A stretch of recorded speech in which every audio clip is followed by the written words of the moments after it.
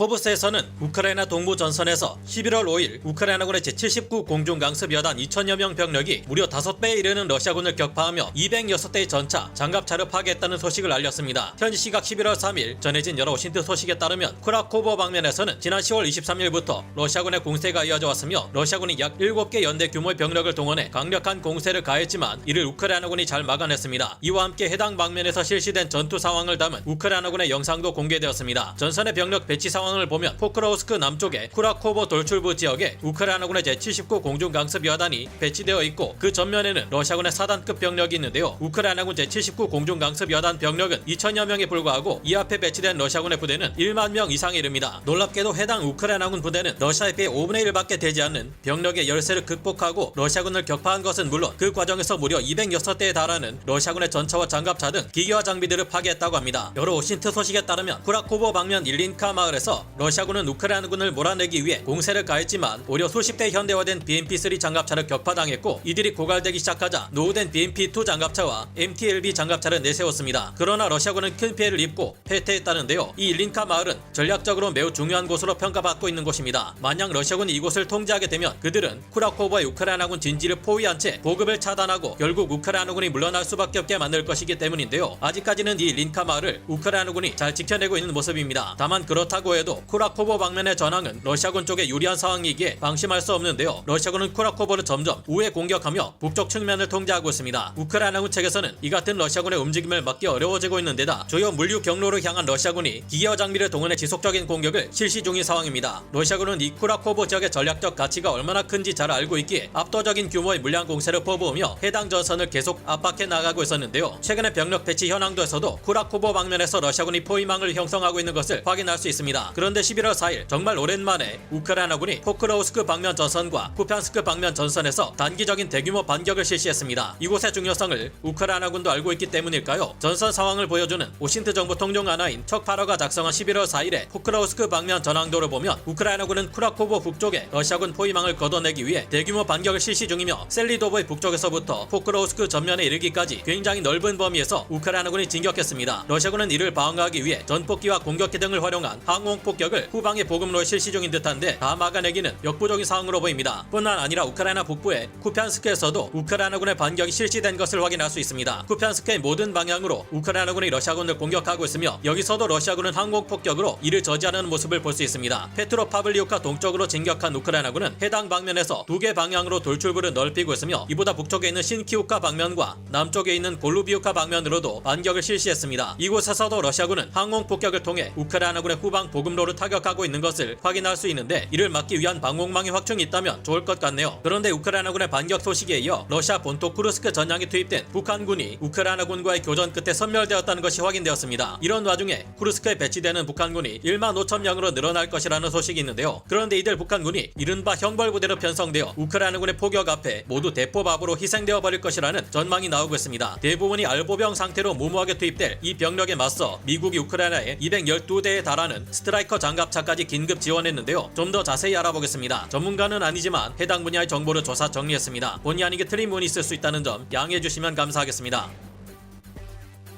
지난 11월 5일 루스템 우메로프 우크라이나 국방장관은 KBS와의 인터뷰를 통해 최근 우크라이나군이 쿠르스크 지역에서 북한군과 처음으로 교전을 벌였고 이들을 모두 격퇴 섬멸했다는 소식을 공식적으로 알렸습니다. 이번 교전은 소규모 교전이었고 아직 본격적인 북한군과의 대규모 전투는 벌어지지 않았다고 하는데요. 그는 이번 교전을 북한군의 본격적인 참전이었지만 모든 병력과 병종이 동원된 체계적인 수준의 교전까지는 아니었다고 평가했는데요. 그는 현재 쿠르스크에서만 1만여 명의 북한군이 배치되어 있는 상태이고 곧 이는 1만 5천 명 규모까지 늘어날 것이라고 합니다. 러시아군의 훈련 기간은 한 달이지만 북한군들의 경우 고작 수주 혹은 일주일 정도로 그 기간을 더욱 단축시켜 기본적인 훈련만 시킨 채 전투에 내보내고 있다고 하는데요. 적이지만 참 해도 너무한다 싶은 것이 이런 북한군들이 마치 2차 세계대전 시기에 존재했던 형벌부대로 편성되어 전장에 투입될 것이라는 점입니다. 현지 시각 11월 5일 우크라이나의 독립저널리스트 로만 보치칼라 기자는 우크라이나군 관계자를 인용해 최근 쿠르스크 지역에 배치된 북한군 병력이 쿠르스크 탈환 작전에 투입된 러시아군의 예하부대로 편성되고 있다고 알렸는데요. 이들은 쿠르스크 북부 및 동부 지역으로 본격적으로 투입될 것으로 알려졌습니다. 러시아 공수군인 제11 근위 공중강습여단, 러시아 흑해함대 예하, 제810 해군육전 여단의 북한군은 K대대로 명명되어 별도로 편성되었다고 하는데요. 이 K대대는 30명의 북한군 소총 소대들로 구성되어 있는데 각 소대에는 3명의 러시아군 장교와 1명의 통역관, 1명의 중화기 및 보급 담당원 등 6명의 러시아인이 함께 배치되어 있습니다. 이들이 북한군을 소대 단위까지 직접 통제한다는 점과 그동안 러시아군이 전선에서 매일같이 벌여온 전투 양상을 살펴볼 때 북한군 병사들은 그야말로 총알바지로 희생될 것이라는 점을 쉽게 예상할 수 있습니다. 제810 해군 육전 여단은 이 북한군 병사들을 쿠르스크 지역 마티노프카와 미칼로프카 지역에 투입해 수자로 이어지는 길을 확보하려는 것으로 알려졌습니다. 하지만 북한군이 전선에 본격적으로 투입되자 미국에서는 212대의 스트라이커 장갑차를 긴급 지원하기 시작했습니다. 이전에도 미국은 우크라이나에 200여 대의 스트라이커 장갑차를 지원한 바 있지만 또 한 번 2차 스트라이커 장갑차 지원을 시작하는 것인데요. 이 212대의 스트라이커 장갑차들은 가장 먼저 러시아 쿠르스크 지역에 배치된 제95 공중강습여단과 제82 공중강습여단에 주어질 예정입니다. 스트라이커 장갑차는 M2A2 브래들리 보병 전투장갑차와는 달리 대규모 정규전보다 해외에서의 저강도 분쟁을 수행할 일이 많았던 과거 미군의 작전 수행을 위해 수송기로 쉽게 수송이 가능하고 보병들과 항상 함께할 수 있는 경량 보병 수송용 장갑차로서 활약했는데요. 그렇게 중량이 ICBE 버전의 경우 18.51톤, MGS 버전의 경우 21.58톤으로 비교적 가벼운 장갑을 가졌는데요. 기본형인 ICV 버전의 스트라이커 장갑차는 12.7mm 기관총 탄에도 뚫리는 가벼운 장갑 때문에 지옥같은 시가전을 수행하기는 무리지만 알보병으로 투입될 북한군들에게는 그야말로 저승사자나 다름없는 존재가 될 겁니다. M151 프로텍터 또는 M153 크로스 J 원격 조작식 포탑이 장착되는 기본형 ICV 스트라이커 장갑차는 M2HB 12.7mm 중기관총과 FJ148 제블린 대전차 미사를 주무장으로 장착합니다. 이외에 마크 19 40mm 고속 유탄 발사기를 탑재하기도 하는데요. 여기에 부무장으로 M240 7.61mm 기관총과 M6 연막탄 발사기를 탑재합니다. 알보병을 상대로 이런 무기들이 얼마나 무지막지한 위력을 발휘하는지는 굳이 말할 필요가 없을 텐데요. 이 때문에 북한군은 쿠르스크 전선에서 작전에 투입되자마자 전멸할 것으로 예상되고 있습니다. 이런 상황인 만큼 본격적으로 북한군이 전투에 투입될 경우 집단 탈영 사태나 투항하는 북한군이 크게 늘어날 것을 예상할 수 있습니다.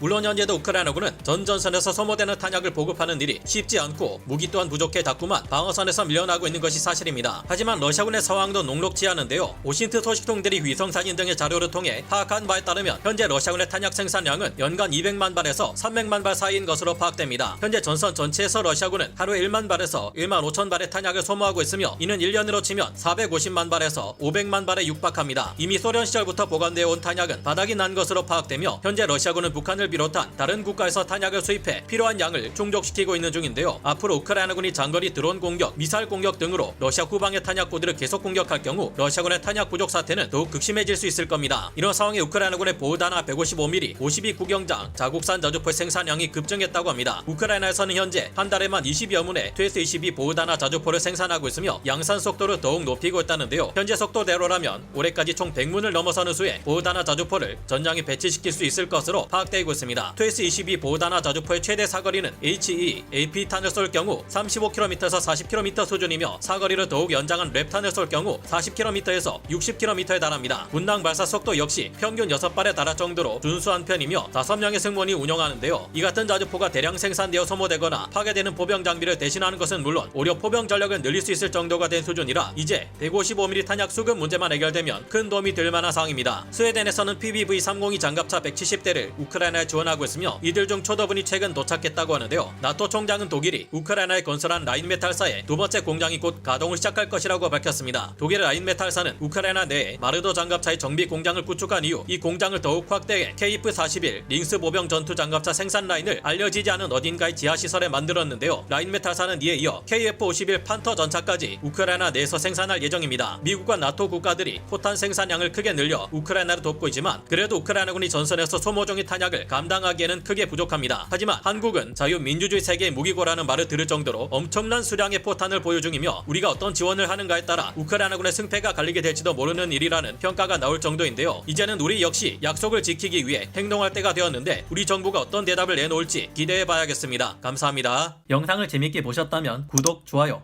알림 설정 부탁드리겠습니다.